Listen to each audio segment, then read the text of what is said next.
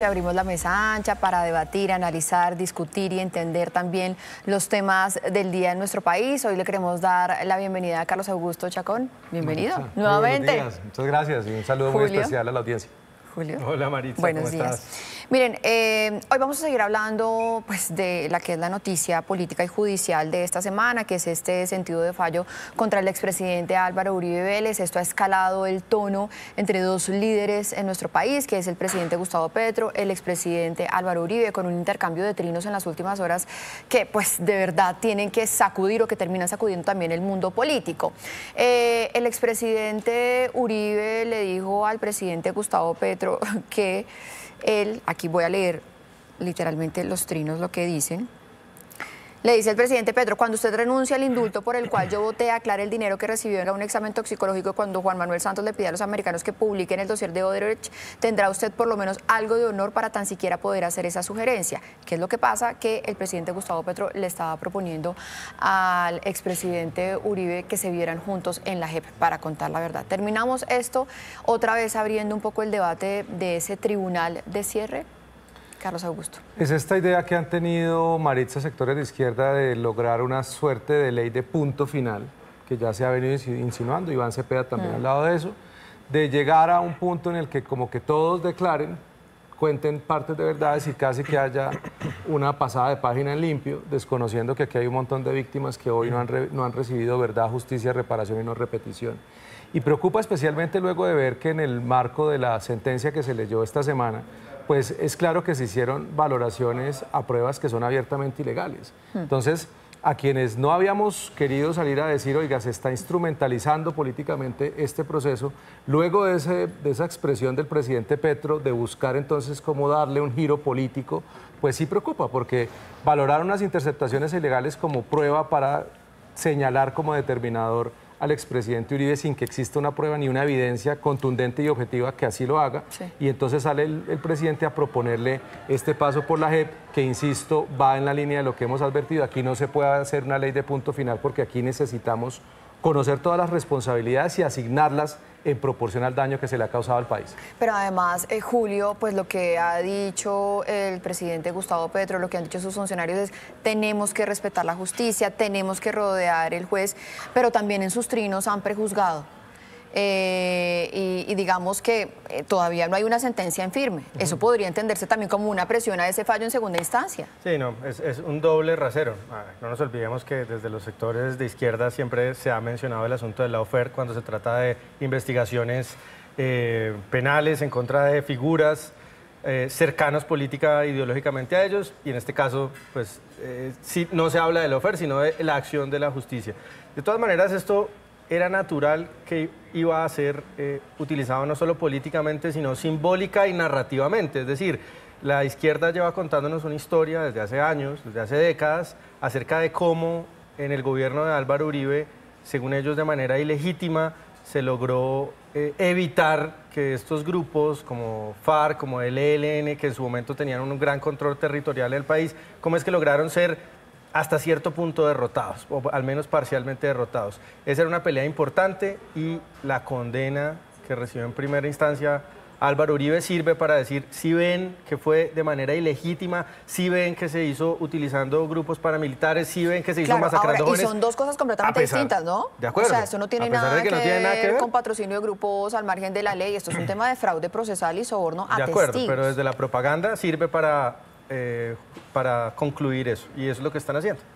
Carlos, usted iba a decir algo. Sí, que ayer veíamos a un presidente, Gustavo Petro, pidiendo con vehemencia que los presidentes de la Corte Suprema de Justicia y la Corte Constitucional le exigieran a gobiernos extranjeros que respetaran la independencia y la soberanía del país y la independencia de la justicia, ¿no?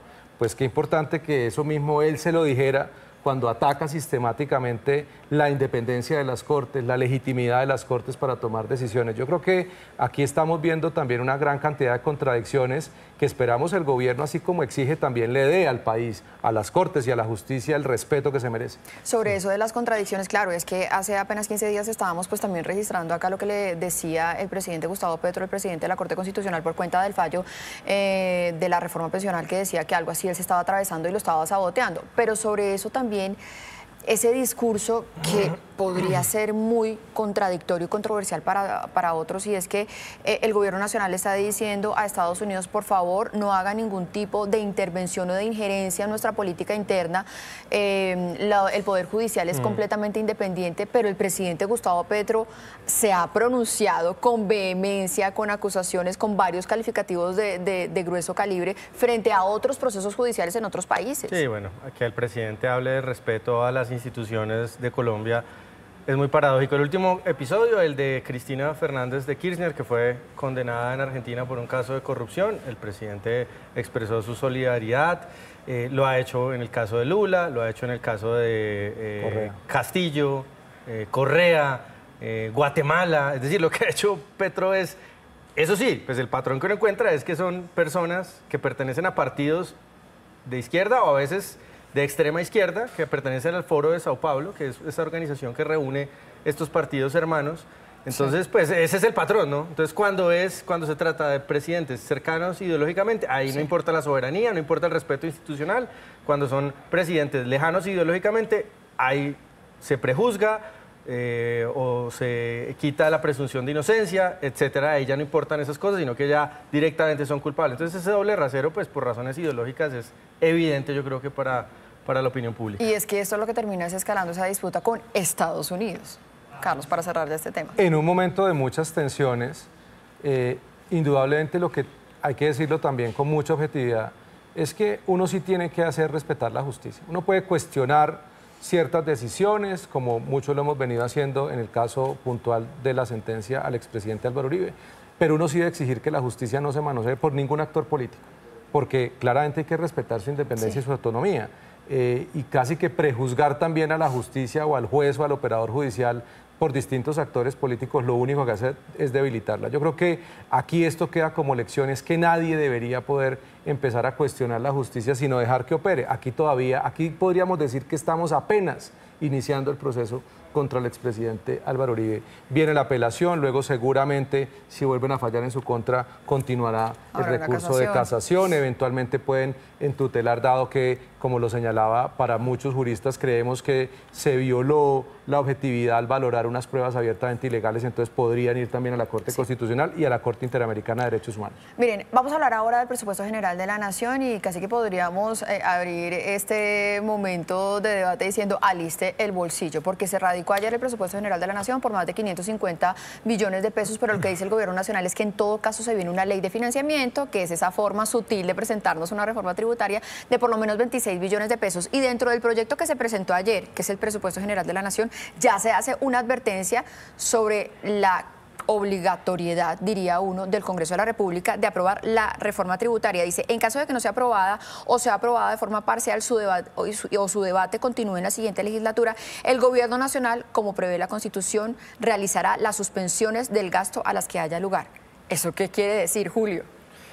Bueno, Maritza, otra vez, quiere decir que tenemos otra vez un presupuesto desfinanciado, que no obedece a la situación financiera del Estado, a la dinámica del recaudo. No tenemos plata para pagar esas aspiraciones de gasto. Y algo muy importante, Maritza, el presupuesto del año pasado, que también estuvo desfinanciado, que también hubo que recortarlo y que no se ejecutó esos 525 billones de los que hablábamos, lo crecemos en este proyecto un 6%. Es más o menos el doble del ritmo de crecimiento de la economía. ¿Qué nos está diciendo esto?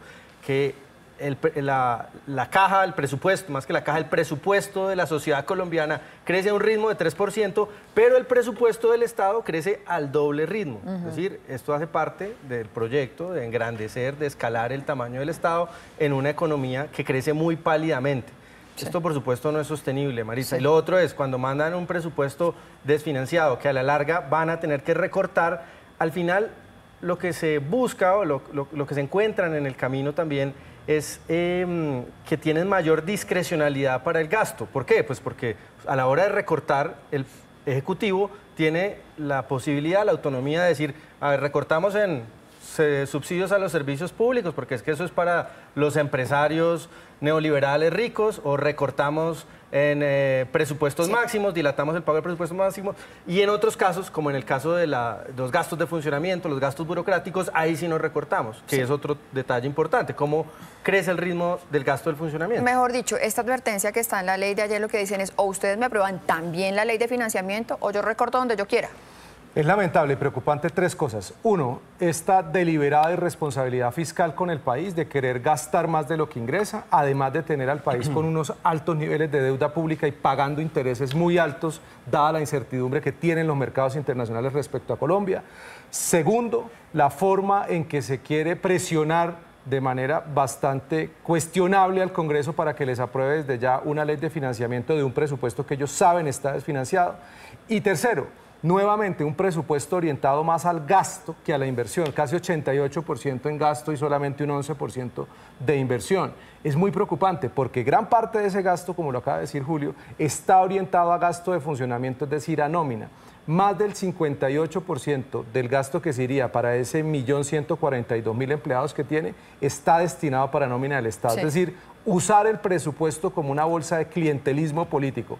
Es grave la situación fiscal del país y el gobierno lo único que está haciendo es agravarla aún más, a pesar de todas las advertencias que ha hecho el Comité Autónomo de la Regla Fiscal, calificadoras de riesgo internacionales, la academia, los expertos. Es muy preocupante que el gobierno siga por esta senda porque la factura al final del día la vamos a pagar todos los ciudadanos. Un gasto al que además tendremos que hacerle vigilancia y control porque estamos además en plena época electoral. Carlos, muchísimas gracias por acompañarnos. Julio, muchísimas gracias, que nos quedan muchísimas cosas por decir.